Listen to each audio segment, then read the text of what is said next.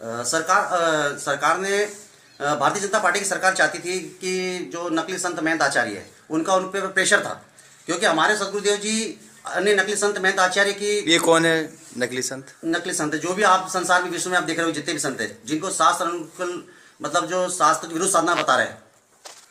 जी जी जी। तो उनका क्या दबाव था गवर्नमेंट के ऊपर? गवर्नमेंट के ऊपर यह था कि संत रामपाल जी महाराज जी को जेल में डाल दिया जाए और उनको उनका मिशन को खत्म कर दिया, क्योंकि हमारे सदगुरुदेव जी शास्त्र अनुसार भक्ति बता रहे थे और इनकी पोल खोल रहे थे कि इनको शास्त्र का ज्ञान नहीं है, इनके परमात्मा का प भी नहीं मालूम। इसलिए इन्होंने सरकार पर दबाव बनाया।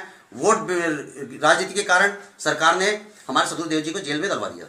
ये सरकार को उखाड़ जो फेंकी है, अभी जो सत्ता इनका परिवर्तन हुआ है, तो ये सिर्फ हमारे गुरुजी संत रामपाल जी महाराज जी अनुयायी ने किया है। इस रणनीति से आज लोकसभा में क्या चुनाव में भी आप लोग विरोध करेंगे इनका? जी बिल्कुल बिल्कुल, हमारी तो ये अभी से प्लानिंग चालू हो चुकी है। हम लोग जगह जगह जाके मीटिंग ले रहे हैं और सन 2019 में जो लोकसभा चुनाव होने वाला है उसके अंदर बहुत बड़ा परिवर्तन होगा और इस केंद्र की सरकार में जो बीजेपी सरकार बैठी हुई है इसको भी हम यहाँ से उखाड़ फेंकेंगे। हिंदुस्तान में कितने हैं आपके गुरुजी के अनुयायी? हिंदुस्तान के अंदर 3 करोड़ से अधिक है हमारे अनुयायी।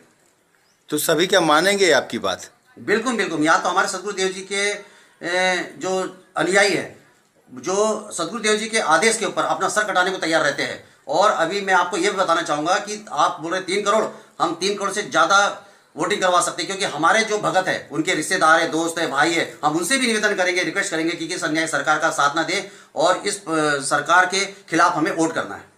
सर क्या एक्चुअल में क्या है कि जो भारतीय जनता पार्टी की सरकार को आरएसएस चलाती है और आरएसएस नहीं चाहती है कि हमारे ऊपर कोई भी संत महंत आ जाए, क्योंकि हमारे सदगुरुदेव जी शास्त्र अनुसार जो सदभक्ति बता रहे हैं, तो इससे अन्य नकली संत महंतों की पोल खुल रही है। इस कारण इन नकली संत महंत आचार्य सरकार से मिलकर, और सरकार को मालूम है कि इनके पास में पूरा वोट बैंक है, तो वो हमारे सदगुरुदेव जी इसलिए उन्होंने जेल में डलवाया।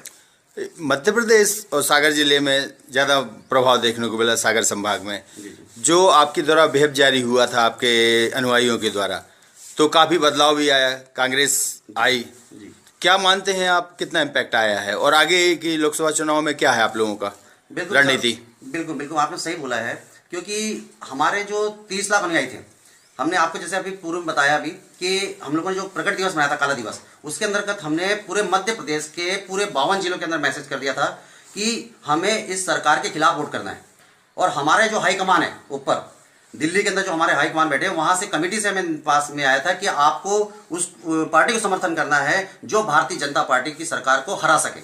तो हम लोगों ने देखा कि भारतीय जनता पार्टी के विपक्ष में एक ही पार्टी ऐसी है जो भारतीय जनता पार्टी को मात दे सकती है, वो है कांग्रेस पार्टी। तो हम लोगों ने सभी जितने भी हमारे अनुयायी थे, मतलब हमारे सदगुरुदेव जी के अनुयायी, मतलब 30 लाख अनुयायी जो है, उनको हमने मैसेज किया कि आप भारतीय जनता पार्टी के विरोध वोट करें और साथ में कांग्रेस को सपोर्ट करें, क्योंकि मध्य प्रदेश भारतीय जनता पार्टी का एक गढ़ रहा हुआ है। और इसके अंदर क्या हुआ कि हमने अभी बीच में, आपको पता ही होगा, आप लोग को हमने बुलवाया था 18 नवंबर सन 2018 को, हमने काला दिवस मनाया था। उस काले दिवस के अंदर हमने घोषणा करी थी कि मध्य प्रदेश के जो हमारे 30 लाख अनुयायी है उन तक, सर्वसंगत तक हमने ये मैसेज पहुंचाया था कि इस बार हमें भारतीय जनता पार्टी की सरकार को उखाड़ फेंकना है, क्योंकि इस सरकार ने हमारे सदगुरुदेव जी को 18 नवंबर सन 2014 को 40 से 45 हज़ार की पुलिस फोर्स के द्वारा आश्रम को घेर लिया था और हमारे वहाँ 6 बहनों के बच्चे की मौत हुई थी। तो इस और उसका मुकदमा, झूठा मुकदमा हमारे सदगुरुदेव जी पे बनाकर हमारे सदगुरुदेव जी को जेल धाम में डाल दिया गया था। तो इससे हमारे सर्व संगत जो है बिल्कुल मतलब बहुत ही दुख का विषय है। और हमारे को ऐसा साहब की जो हमारे कुछ एक पुस्तक है सत्यार्थ प्रकाश, उसके अंतर्गत उन्होंने ऐसी ऐसी बातें लिखी, जैसे कि 24 साल की लड़की हो और 48 साल का लड़का होना चाहिए, उनका विवाह उत्तम है, सूर्य पर लोग रहते हैं। आप बता सकते हैं कि क्या सूर्य पे लोग रह सकते हैं? हाँ, और 24 साल की लड़की और 48 साल का लड़का, क्या विवाह क्या उत्तम है क्या? आज मैं आप ही से पूछना चाहूँगा। तो इस टाइप की बातें लिखी। तो हमारे सदगुरुदेव जी ने और भी बहुत सारी बातें लिखी है। तो इसके हमारे सदगुरुदेव जी बताया कि भाई ये गलत है, ये सही है। तो इस मामले में आर्य समाज हमारे खिलाफ है कि हमारी ये पोल खुल रहा है। तो आर्य समाज क्या आरएसएस उसके सांठगांठ से चल रही है? जी बिल्कुल, आर्य समाज हो गया, जितने भी आज विश्व में नकली संत महंत आचार्य है, चाहे रामदेव बाबा बोल दो, चाहे कोई भी बोल दो, या आरएसएस बोल दो, ये सारे एक ही है। तो इनके इशारे पे चल रही है भाजपा, आरएसएस? बिल्कुल, भाजपा उन्हीं के इशारे पे चल रही है। और आज अब हमारे सदगुरुदेव जी के जो अनुयायी है, अब इस सरकार को आपने अभी देखा होगा मध्य प्रदेश, राजस्थान, छत्तीसगढ़ में इनको मुंह तोड़ जवाब दिया है। अब आने वाले पूरे इंडिया के अंदर हर विधानसभा के अंदर हम इनको मुंह तोड़ जवाब देंगे और साथ में लोकसभा चुनाव में भी सरकार उखाड़ के देंगे। ठीक, थैंक यू।